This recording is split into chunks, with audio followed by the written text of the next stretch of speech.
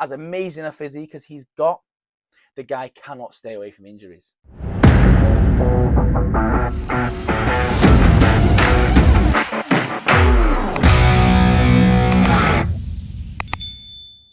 Alright guys, it's Beachbody again, and in today's video, our bodybuilders taking the wrong approach to try and make themselves better every year. So the last Mr. Olympia before Hardy Chupan was Big Ramy. Everybody knows Big Ramy, and if you didn't know Big Ramy, well you do now, because he's all over YouTube and he's all over fitness social media. And why? Because of his back, his triceps and his quadricep muscles.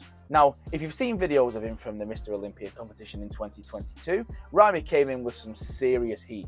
The reason he came in with some heat is because bodybuilders, with all the hard training they do, sometimes they need a little bit of TLC.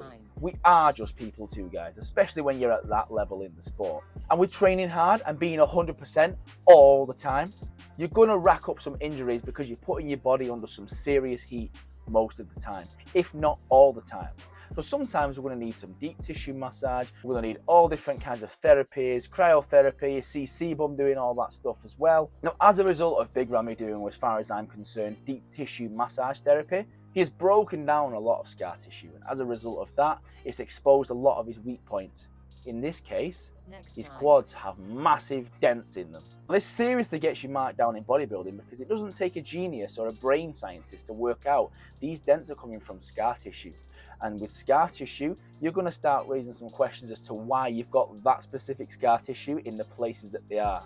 And it does look like, as everyone's probably already speculated, because I've read so many articles suggesting it and I've heard so many people saying it, that Big Ramy is one of the guys who subjects himself to site enhancement oils. And to use site enhancement oils, you've got to use some needles. Now this has cost him a Mr. Olympia win last year. It got him knocked all the way down to 5th place, and he took 4th at the 2023 Arnold in the open division. He's been seriously penalised for lots of different reasons. You could argue that he maybe wasn't representing the sport enough, and that's possibly why he was knocked down in the eyes of the judges and in the eyes of the guys in charge of the IFBB. But at the same time, if you're not coming in your best and you're exposing your weaknesses, and you can't hide that, in this case the dents, the nerve issues in his back, the shrinkage of his triceps, again possibly due to nerve damage, which again all of this can be attributed to not only heavy lifting and pressure, but possibly site enhancement injections and constant use of needles in his body, breaking down his nerves. You're going to start losing points, basically, is what I'm trying to say. You're going to get marked down in bodybuilding shows. And is the way bodybuilding moving forward affecting the future of the sport? The more guys start depending on drugs and using more needles and getting more injuries because they're training too hard and they're damaging the nerves with needles and all sorts of different things, is this going to start decaying our sport? Because at the end of the day, it's no secret that one of the main reasons Sebum probably isn't going to last much longer as the classic physique champion is because, let's face it, as amazing a physique as he's got, the guy cannot stay away from injuries. Good. Come on. That hurt? I just tweaked something bad in my quad, yeah. Where? Woo! Like on the side? I felt the prep. Last year he nearly tore his quad in prep. We saw that on video on his social media. Just before the Mr. Olympia this year, it was the hottest news around that he tore his bicep. And Chris is only just coming out the back of that injury.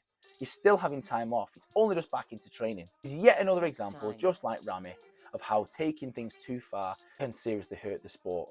Although, to Sebum's defense, his injuries are to do with training too hard and not necessarily due to site enhancement, because I don't think Chris is as involved in that as a lot of other bodybuilders.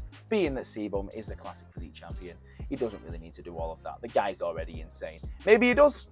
I'll never be 100% sure, but I'm just giving you my opinion. But while Ramy is undergoing therapy to make sure that the dents in his quads and the injuries to his back and the shrinkage to his triceps, they're getting sorted out, as much as that is the case, and he has the chance this year, coming at the Olympia later on this year in November, to rectify his mistakes and redeem himself, the question still remains, is the path that bodybuilders are taking in the modern day really going to hurt the future of our sport? Is bodybuilding become a laughingstock? Is it just a case of who can take the most drugs and last the longest before the body caves in? I hope not, and I hope bodybuilding is taking a turn like it seems to. In the last Mr. Olympia, we saw some great physiques, and it was more to do with quality over just pure mass monster size. And thankfully, it seems that guys are being rewarded less for taking loads of drugs and rewarded more for still taking those drugs, admittedly, but looking a lot better, looking after the bodies more, and in turn bringing a greater package to the bodybuilding stage come show day. The Arnold showed it, the Mr. Olympia has consistently shown it more and more since 2018 when Sean Roden won. I'm glad to say the sport has made some good moves in the last few years. But seeing that we've lost so many great athletes in our sport in the last few years, and seeing that Ramy's injuries last year cost him the Olympia title and a serious drop in placings, and did the same at the Arnold, and with CBum having so many injuries come in to do with his training and the intensity of our sport, the requirements it puts on the human body day after day after day, we have to raise the question, is the end of bodybuilding coming, and have we gone too far? I don't think so, but clearly so many people do. Let me know what you guys think. Is bodybuilding coming to an end? Is bodybuilding only just beginning? Is it what I think it is and it's the greatest sport on the planet? Let me know what you think. Like the video, comment down below your opinion on the subject. Subscribe to the channel if you haven't already, because I've seen that some of you guys aren't. A load of you are viewing it and not many people are subscribing. And if you want more hot topics, more things to debate about, if you want more training tips and more news coming your way, then subscribe to the channel and show me some love, guys. I'll see you in the next one.